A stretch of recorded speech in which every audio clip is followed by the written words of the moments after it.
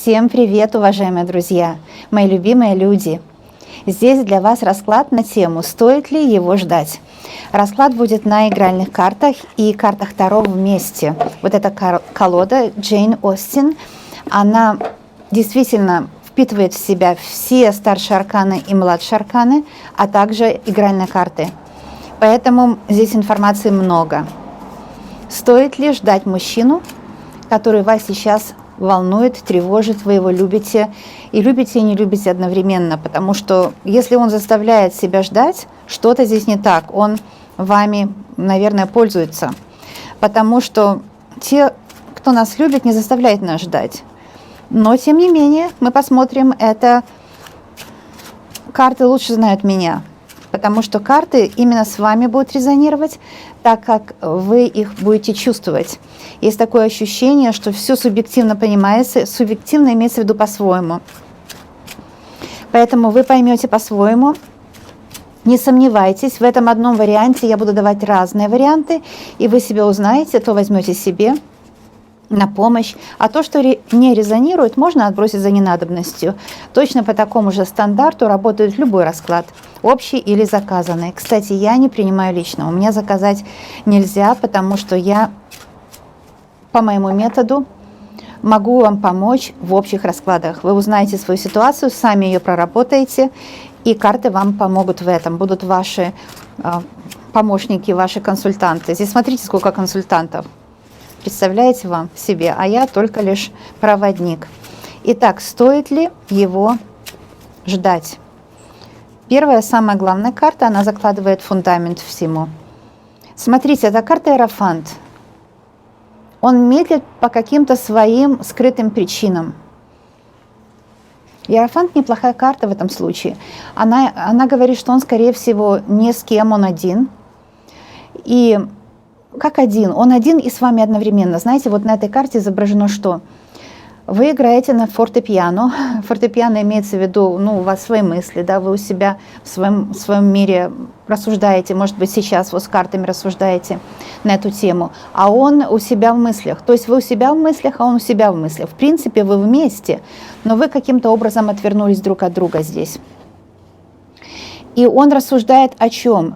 Может быть, он хочет найти свою дорогу в жизни, может, он хочет разобраться в своей голове, сам собой. Но он не исключает вас и свои мечты, потому что вы в розовом цвете, а розовый цвет – это цвет мечты. Он не исключает вас и свои мечты. Также это пятерка бубен. 5 – это переход, всегда пентаграмма, переход – это развитие отношений. Всегда нечетные числа, они позитивные, они предполагают развитие. Отношения будут развиваться.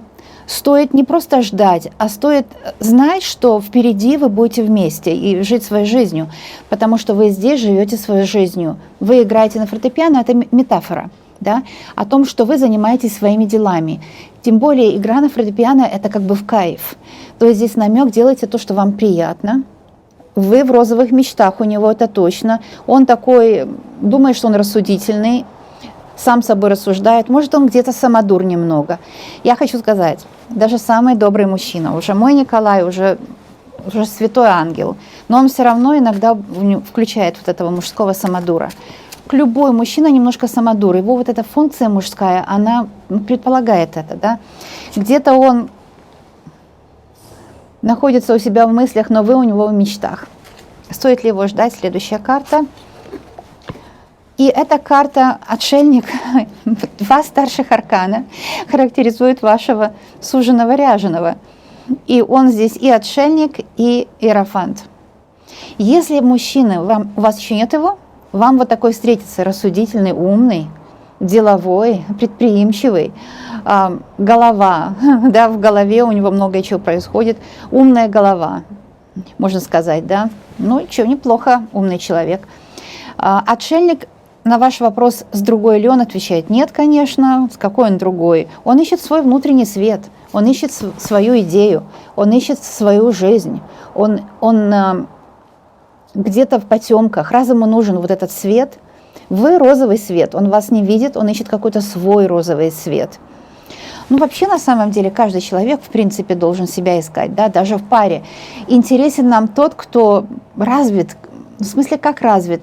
Все люди развиты, имеется в виду, развивает свой жизненный путь, потому что у каждого жизненный путь интересный, развивается, но иногда человек или сзади остается, или параллельно идет, если мешают другие люди, сбивают с пути.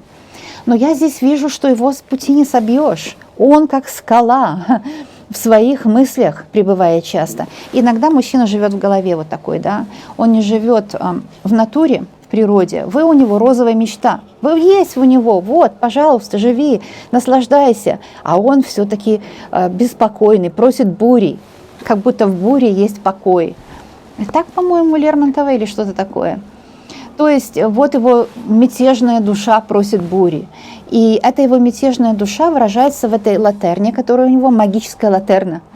И в этой магической латерне у нас Сириус, самая яркая звезда. То есть он хочет найти свою звезду. Может быть, в работе, в профессии, реализовать себя. В принципе, он правильно делает. Каждый человек, который реализует себя, он очень интересен. И поэтому, кстати, вы его, может, любите, что он такой интересный человек. Если у вас был вопрос, ревность, такое все, я не вижу здесь другой женщины. Я вижу, что мужчина вообще знает, что вы все равно с ним будете. Вот это тоже, знаете, здесь немножко есть такой негатив, что он видит, что вы никуда не денетесь, он может рассуждать, там жить для себя, а вы никуда не денетесь. Вы знаете, не ждите его, живите своей жизнью, чтобы у него не было такого ощущения, что вы никуда не денетесь, что вы только ради него живете. Как бы ублажаете его музыкой своего фортепиано, даете ему возможность порассуждать о жизни, там, и так далее. Здесь метафора музыка фортепиано имеется в виду, что вы бытовые вопросы все решаете сами. Ну, потому что, прямо скажем, у вас лучше получается, да, поэтому вы и решаете их сами. Но я скажу, что даже если у него хуже получается, пусть он тоже что-то решает. Извините, здесь звук, конечно, это город, но такая жизнь. Итак, король пиковый. Король пиковый – это новый мужчина. Новый мужчина, который холостяк. Или старый холостяк вам встретится, или же это мужчина, с которым вы давно, но он ведет себя как холостяк. То есть он не принимает участие в бытовых делах, он как бы выше этого всего. И это нехорошо, если это так. Приучайте его к тому, что равноправие теперь, где-то так. Для девочек, у кого нет партнера, вы вот на какой-то вечеринке или случайно встретите мужчину.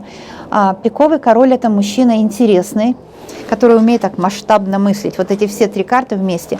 Мужчина умеет масштабно мыслить. Пиковый король – это достойный человек, серьезный.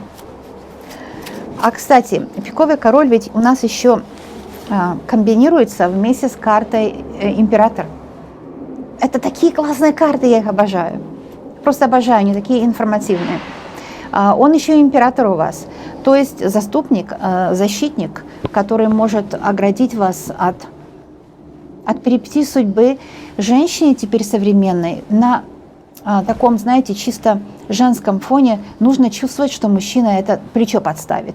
Может, ему не нужно будет подставлять плечо, но у вас ощущение должно быть, что есть мужчина, который подставит плечо. Это, кстати, учеными доказано, что это для нас, женщин, полезно иметь такое ощущение. И здесь император, отшельник, иерофант. Слушайте, все мужские карты, 3 мужские карты. Подставит плечо, если нужно будет.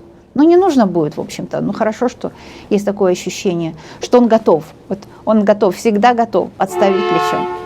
Что-то здесь такое делается у нас. Еще я не сказала отшельник, здесь 9 бубен. Бубен – это радости, это быт благоустроенный, устроенный быт, когда в быту все хорошо, когда у вас есть средства на все. Бубен – это очень хорошая масть. Это масть денежная, финансовая. Для счастья нужно ощущать себя, что все, сытая жизнь будет. Да? Вот такие пары реже ссорятся, потому что иногда ссоры бывают как вторичная какая-то выгода. Связана она с тем, что вот кому-то выгодно, бесом денег, бесом бедности, вот выгодна ссора. Это очень часто бывает, что именно бесом бедности выгодна ссора. Люди иногда ссорятся из-за денег по этой причине, потому что без бедности у тех людей, которые, ну вот, кризис финансовый и боятся, что будет всегда очень плохо. Но я вам по этому раскладу скажу, 9 бубен – это полнота денежная. Здесь четко у вас, в вашей паре будут деньги. Вы не должны ссориться из-за денег. Бесов бедности можно прогнать, сказать им: слушайте, уходите, вышла девятка бубновая, отшельник, деньги будут всегда. О, смотрите, эта карта книги называется. Здесь как вот немножко такой есть налет ленорманиста, что ли, в этих картах. Книга, видите, книга, карта книга, много книг, это стопка книг. И это десятка треф. Трефа масть деловая и семейная, потому что семья – это тоже деловые отношения в семье, это лучше, чем эмоции. Поэтому трефовая масть – это деловая масть, и это масть семейная. 10 – это новый виток. То есть, например, если вы не были женаты, сейчас женитесь. Если вы были женаты, но жили в плохих бытовых условиях, условия улучшатся. То есть 10 – это переход, это новый уровень, а трефа – это деловая масть. То есть ваши отношения, они будут более сбалансированными, более уравновешенными, и не будет больше у вас ссор. Это очень хорошая карта. Но десятка треф – это десятка жезлов. Все, своя ноша не тяжелая, другими словами. Да? Несем все в дом, и дом будет полная чаша. Понимаете, я вижу, что именно этот мужчина вам был по судьбе. Поэтому его стоит, наверное, ждать. Ну как в смысле ждать? Вот так ждать, только ждать – это всегда плохо, потому что когда человек чего-то ждет, он не живет это время. Он как бы отрезан от жизни, потому что есть такие, опять же, бесы ожидания, которые мешают даже дыханию. Человек как бы затаивает дыхание, чего-то ждет. Это очень плохо для вообще всего организма, особенно физического. Потому что когда человек плохо дышит, у него идет очень слабое снабжение кислородом всех органов, и это может привести к тяжелым мыслям. Вот я вам скажу, как гомеопат, что плохие мысли, они зависят вот от таких: бесы ожидания, бесы бедности, неправильное питание, неправильный режим дня. От этого зависит тоже, потому что мне люди иногда пишут безысходность. Если у вас безысходность, начните с того, что всех этих бесов убирать, то есть улучшать свой режим, распорядок жизни. И вам будет легче дышать, тогда вы сможете двигаться вперед. Но мужчина по судьбе. Знаете, у нас, я вам скажу как астролог, у нас у всех есть вот какая иерархия, кто нам по судьбе. Самый 100% по судьбе, потом идет вниз, и так может быть до 100 тысяч людей, которые могут вам быть из 8 миллиардов по судьбе. Понимаете? Вот. Но этот мужчина где-то на самом верху иерархии по судьбе. Так что может вполне быть, что вы будете с ним очень-очень счастливы. Совет. Бубен, восьмерка. Ну, восьмерка – это вообще исполнение желаний. Восьмерка бубен – это восьмерка тоже пентаклей. Это когда все так хорошо, и все так правильно, и все идет еще к лучшему. И здесь, вы знаете, с подружкой вы вышиваете. И это намек на работу. Вот не ждите мужчину, а здесь вы играете на фортепиано, вышиваете. Это же все метафоры, заниматься тем, что вам в кайф, что вам интересно для бизнеса, для любви, для бытовых каких-то удовольствий, для семьи. Занимайтесь тем, что вам в кайф, что вам интересно. И время пройдет, и все уляжется, устаканится, и вы будете счастливы с ним.